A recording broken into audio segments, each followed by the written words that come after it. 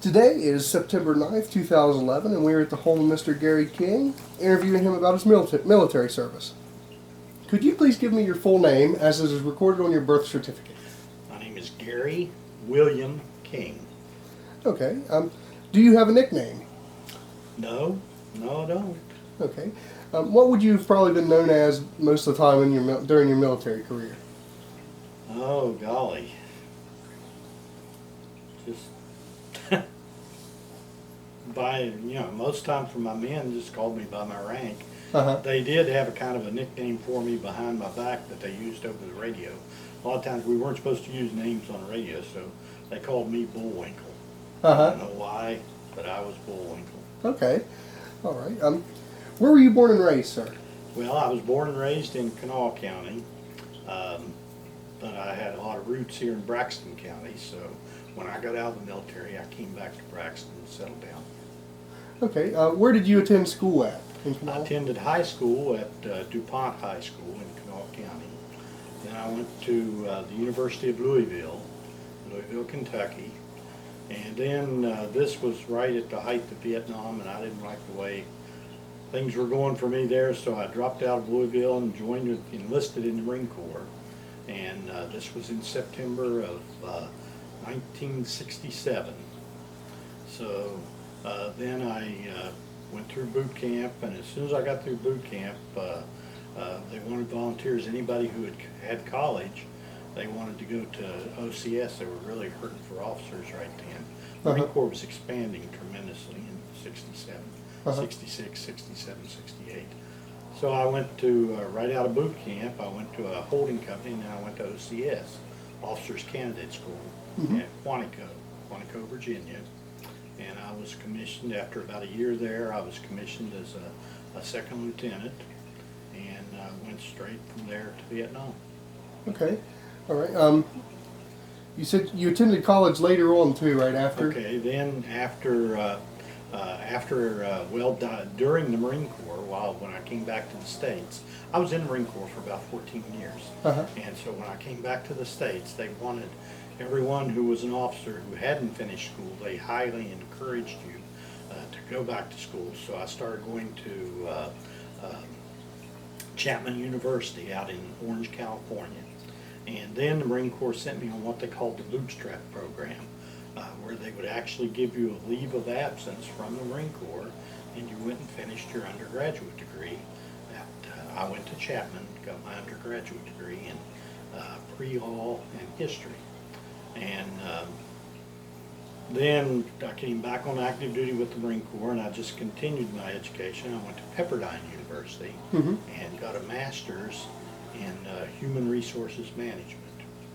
And then later on when I got out of the Marine Corps and came back here to Braxton County, I went to Glenville, got my teaching degree so that I could teach here in Braxton County. Okay. And that's the career you pursued after leaving the military? Pretty much so. For a while I went to work for my uncle selling real estate and insurance, but that just wasn't for me. So I went back to school, got my teaching certificate, and taught high school for 30 years. Okay. Is there anything you'd like to say about your basic training and your officer's training? Basic training. Basic training at boot camp when I was enlisted, basic training is, first off, they try to break you down, but basic training is it's to get you to feel like you're a part of the Marine Corps. Everything is what the platoon does, everybody does. If one guy messes up, everybody gets punished. And if everybody does great, everybody gets a reward. But then when I went to OCS, it's completely different in that it's on an individual basis. They're trying to weed out people that they don't want to be officers, so everything is on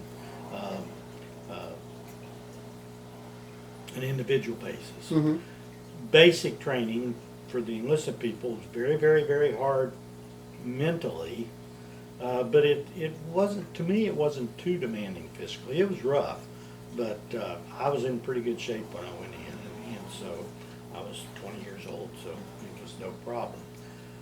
OCS, on the other hand, is very, very hard physically, but not as tough mentally. They're not trying to break you down or anything. They're just trying to see what you have. Mm-hmm.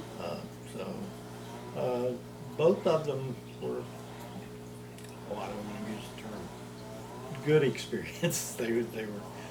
I wouldn't care to do it ever again, but I wouldn't trade it for the world. It was a very formative type of training and so on. It was good. Mm-hmm. Okay. Did you have any other family members, maybe your father, grandfather, anyone else that had been in the military prior? Oh, yeah. I had grandfathers going back. I had a grandfather who was from what's it, Company A in the Civil War. Mm-hmm. I can't remember the 29th West Virginia Regiment or South. I can't remember the exact term, but he was in the Civil War. I had 2 or 3 great-great-grandfathers in the Civil War. I had uncles who were in World War I.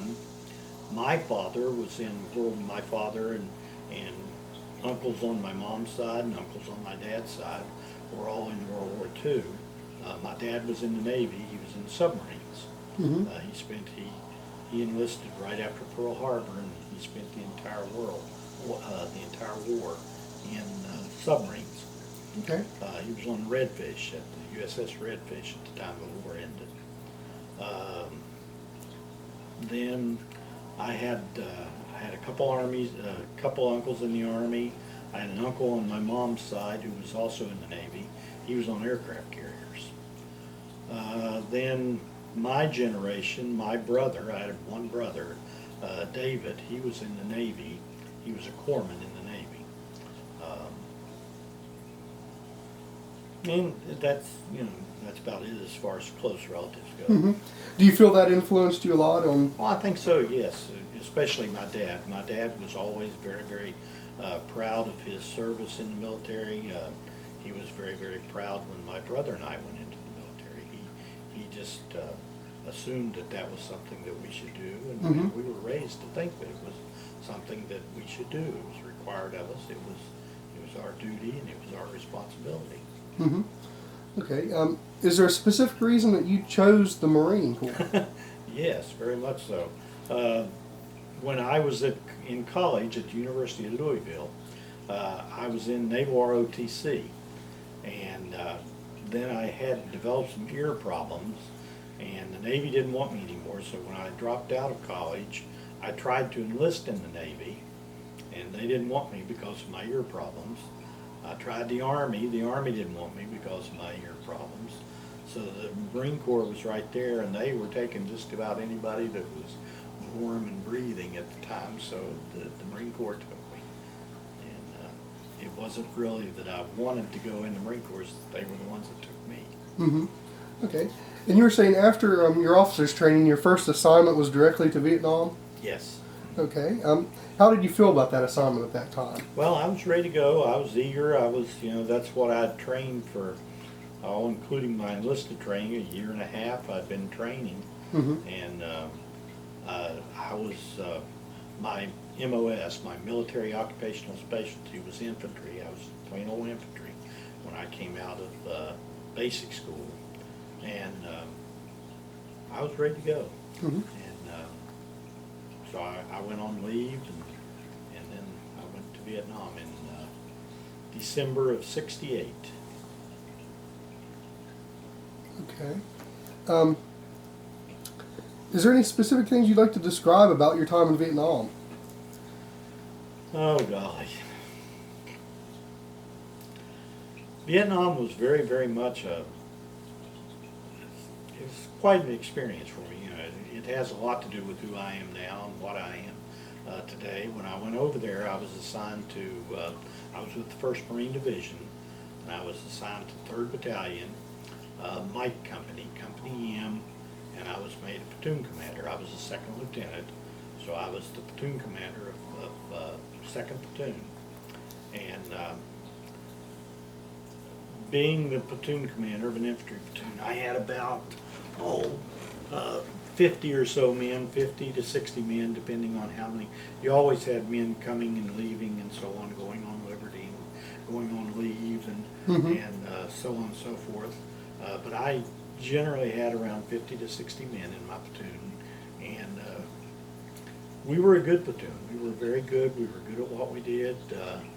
My men really, I feel, looked up to me and respected me, and they did what I told them, and I took their advice, and I did, when my senior NCOs would tell me something, I took it to heart. And we developed a very special relationship. They counted on me, I counted on them. I was the guy that had the map, and I knew how to operate the radios and could call in artillery, call in air, call in naval gunfire and all those sorts of things. I could, and very especially, I could call in medevacs. So when somebody got wounded, they could count on me to get them out of there as quickly as possible. And that was something I'm very proud of.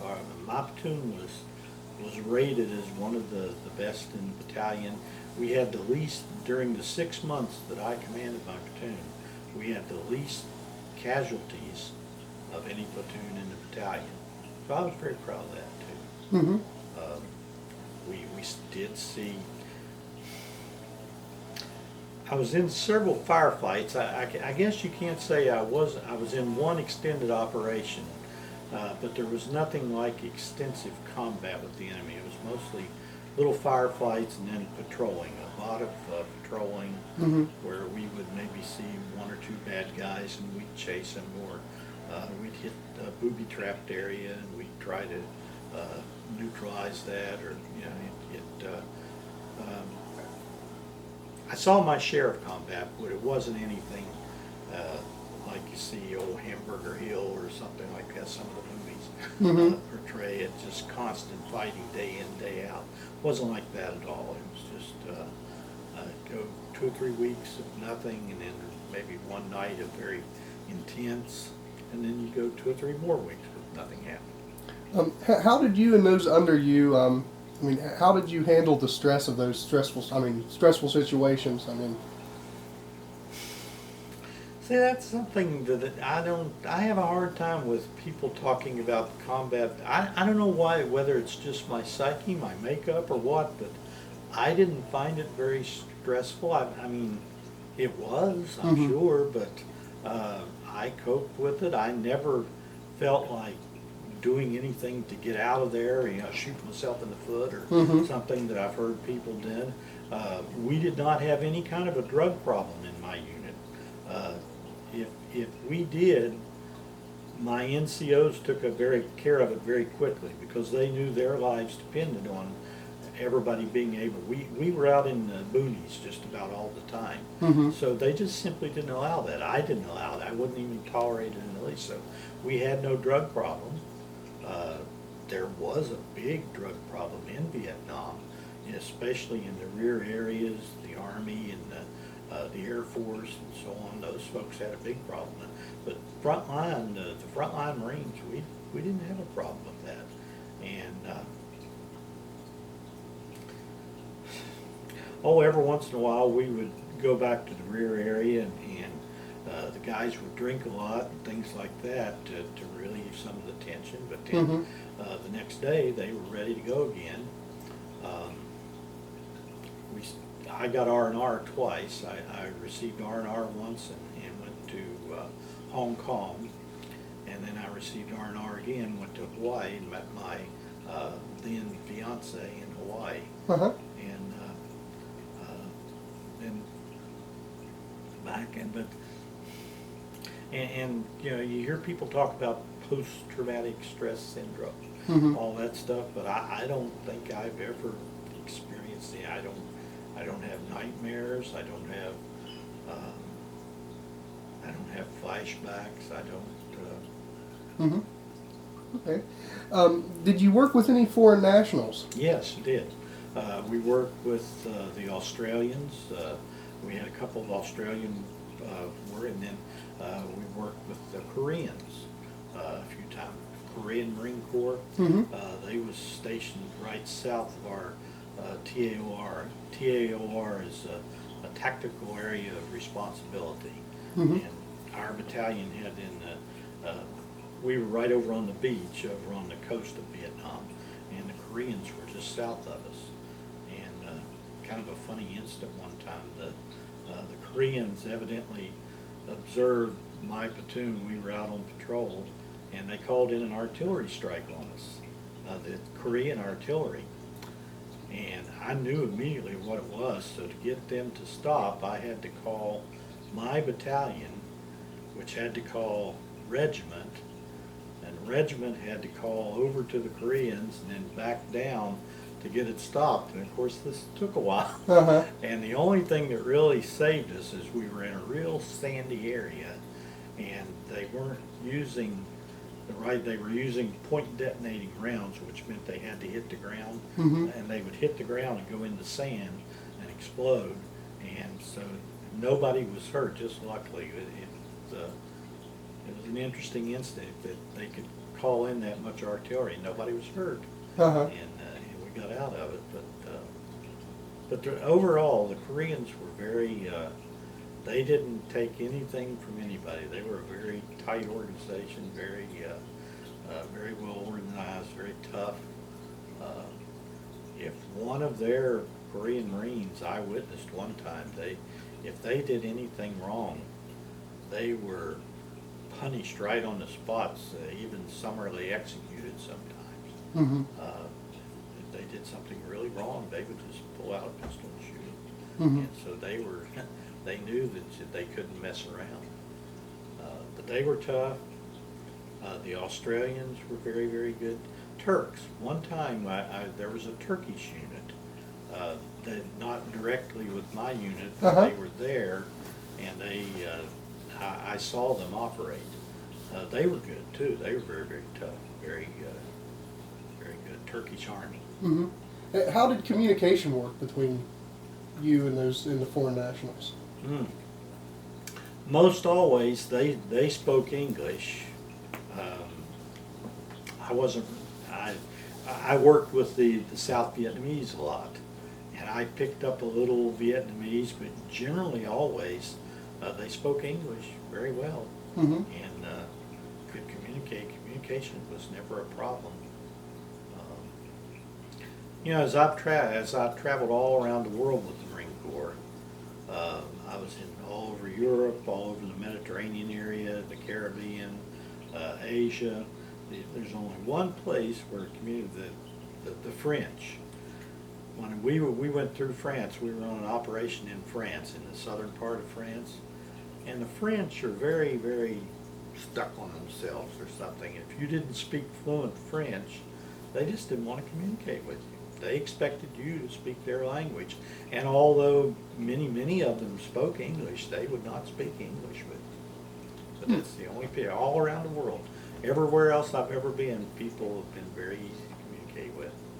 Okay. Did you have any other experiences with fellow West Virginians? How do you mean? Possibly in Vietnam or any other time during your career? Yeah, one of the other platoon commanders in my unit, not the company, but in the battalion, a fellow by the name of Walt Wooten. And Walt was from Charleston.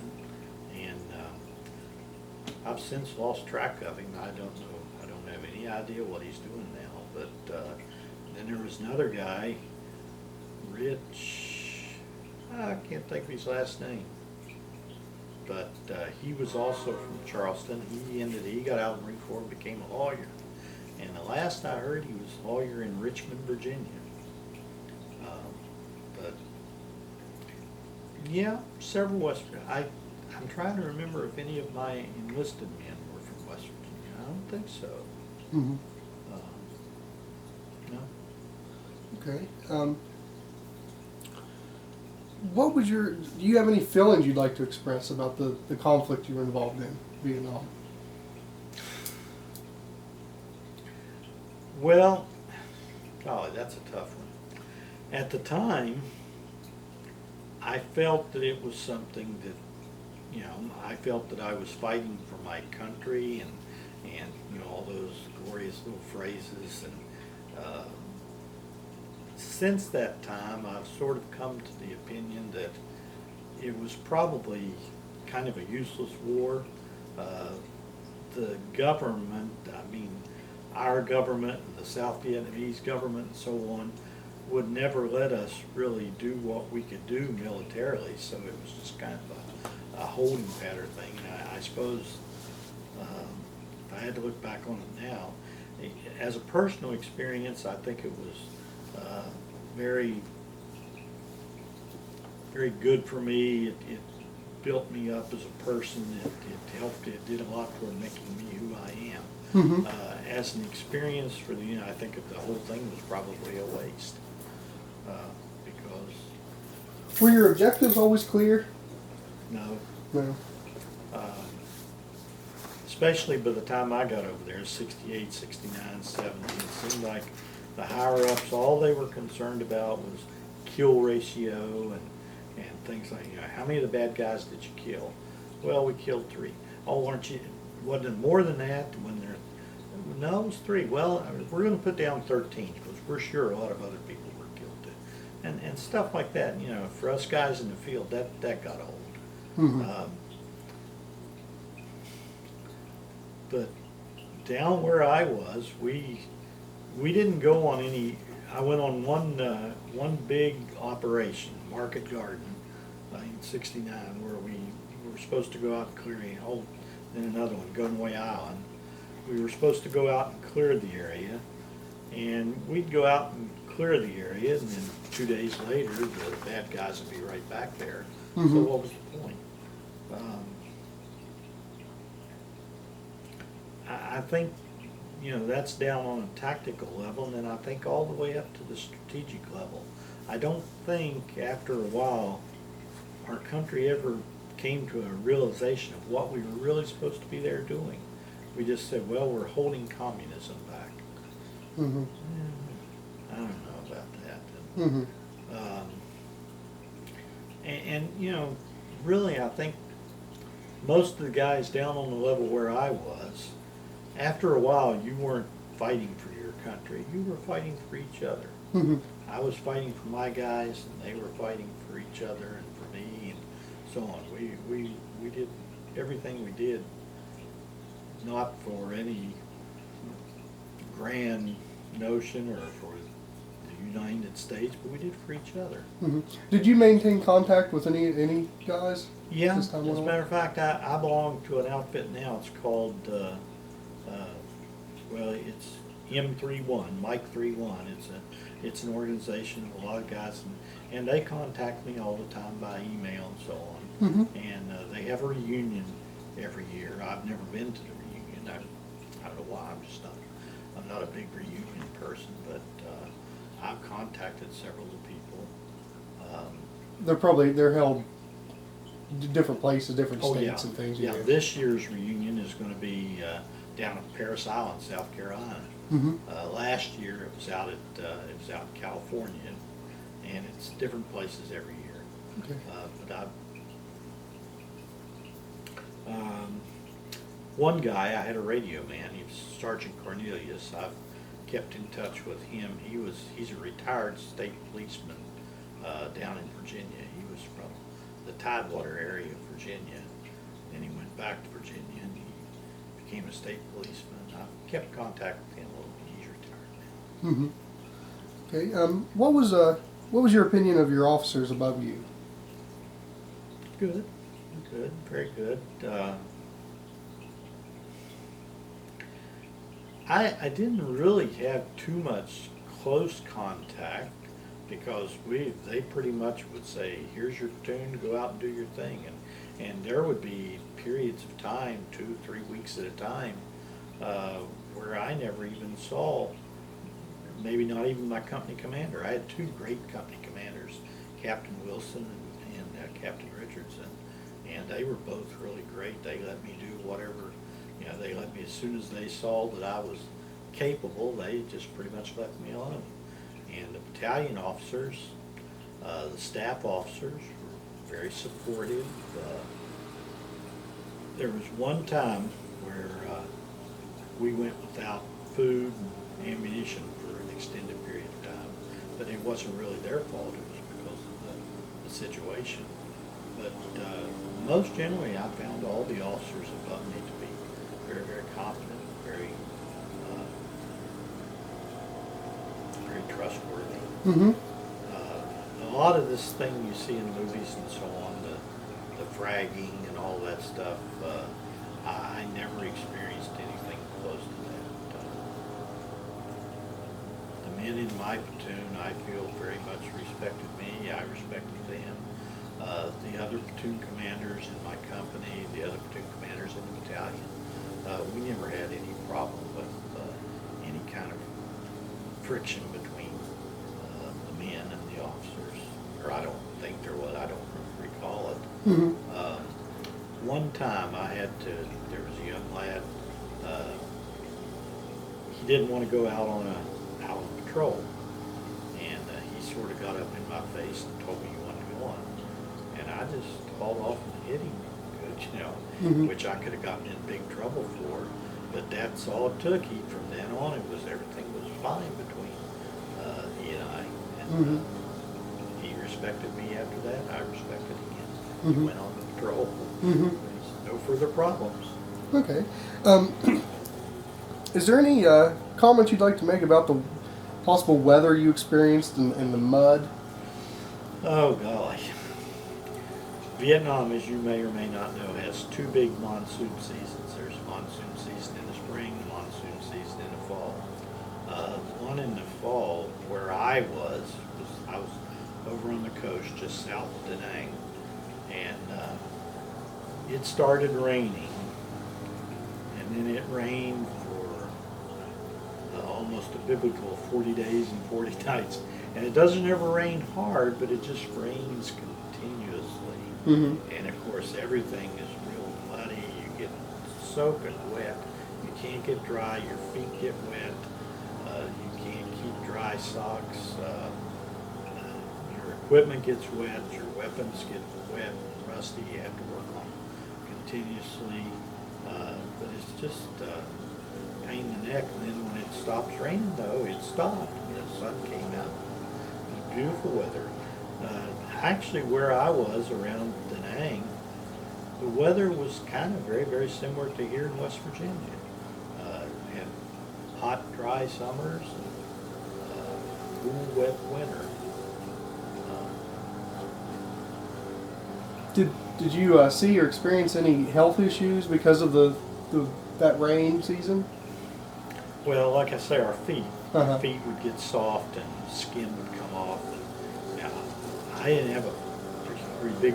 Some of my men did. I had a couple guys who almost had to be medevaced out and given a chance to dry their feet off and get better. But How did you rotate like socks and things, and then have some dry and then?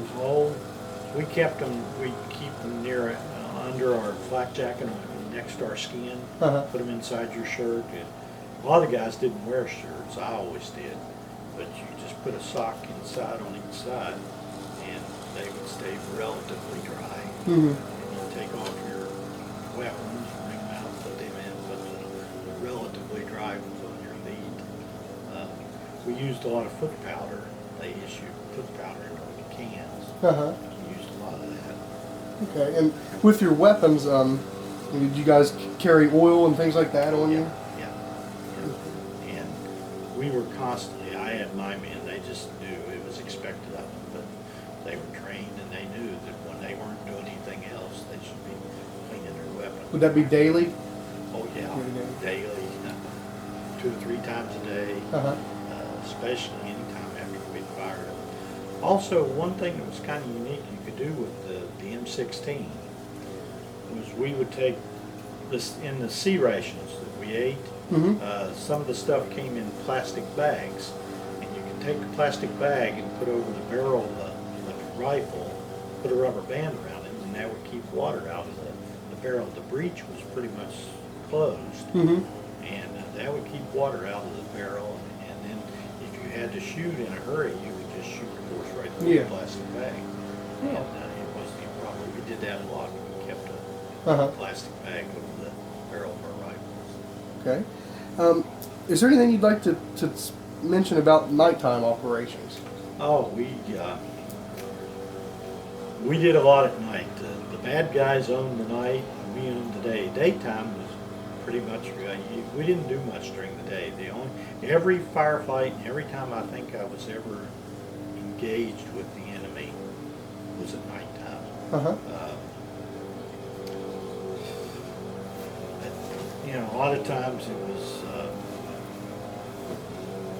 things were very confusing at night because here in the United States we're used to living in the cities and towns with bright lights and so on and so forth. So it takes you a while to learn to adapt to the darkness and the nighttime.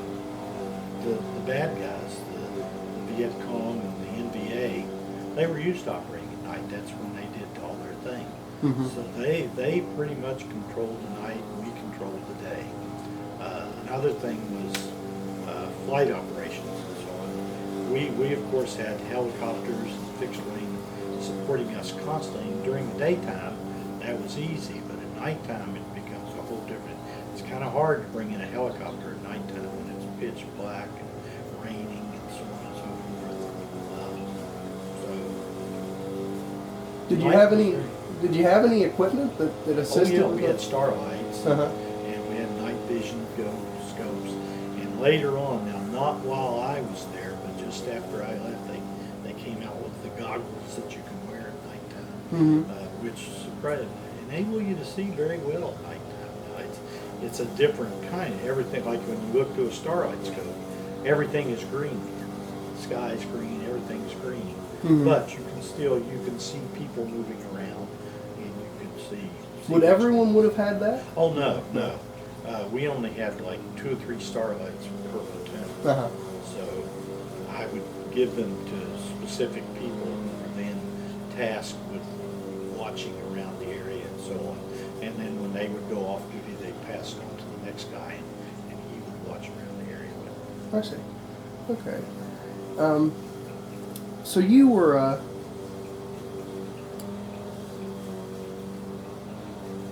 in. When would you have left Vietnam for the last time? In the spring of 1970. I was there all of 69, and I came home in 70. Okay. By that time, I had my platoon for about 8 months. And then I was sent to the rear area. This was pretty much standard operating procedure. They would rotate people around. Mm-hmm. And I went back to the rear, and I first was a recoilless rifle platoon commander, which, boy, I wish I could find those pictures. I've got some bigger. Recoilless rifle was a great big rifle about from that fireplace to the back of the couch there. Uh-huh. And it was like an artillery piece, but it was vented at the back so that when it fired, all the gases went out the back and there was no recoil.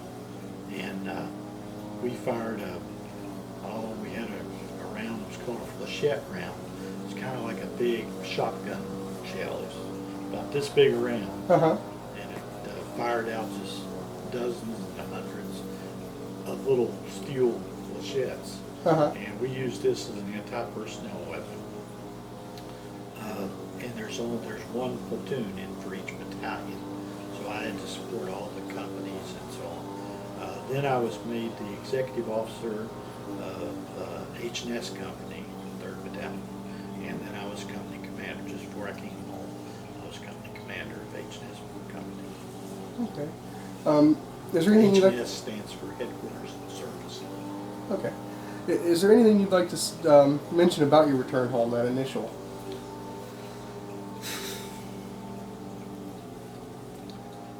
Oh golly, I came home by way of San Francisco. I really didn't have any. I went right on leave after I got back to the States, and came through San Francisco and then took an airplane.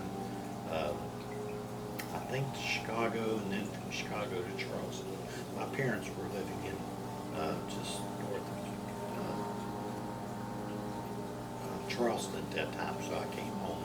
Uh-huh. I don't recall any instance where people were like yelling baby killer at me or anything like that. It was just, it was good to be home. It's good to see my parents, my girlfriend, my brothers and sisters. Did you receive a pretty elaborate welcome from your family and friends? No, not really, because I had told them. For one thing, I wasn't exactly sure when I was coming home, which particular day. I told them about when, and I told them, look, please don't make a big deal out of it. So I said, I just want to come home, relax, and then go on to my next duty station. And they respected those wishes, so they of course were very, very glad to see me and so on, but they didn't make too big of a deal out of it. Okay, all right. Well, let's talk a little bit about the rest of your military career. What did you really do after that? What kind of jobs? Okay, my first job after that, I was stationed with the 3rd Marine Aircraft Wing. In the Marine Corps, the infantry and the air people, they like to switch off cross-training people, so I was an infantryman. I was sent to the Air Wing while I was made the legal officer. And I was the group legal officer, and I was there for a couple of years, well, 3 years. And then I was, there wasn't much remarkable about that. I did a lot of office work, did a lot of paperwork, involved in a lot of court martials and so on. It was interesting. I enjoyed it. It sort of influenced me. I got the notion about that time that I would like to be a lawyer in the Marine Corps. So I applied for what the Marine Corps called